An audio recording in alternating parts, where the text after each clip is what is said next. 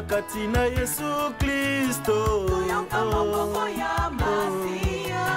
azali koluka Mardoche Penester pona pasi ya bayuda babondela Nzambe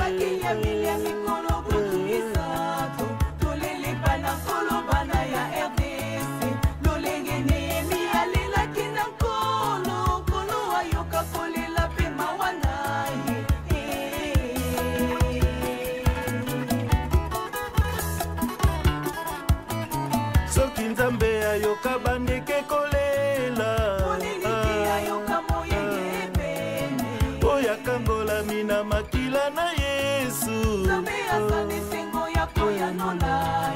baninga nanga kati na Yesu Kristo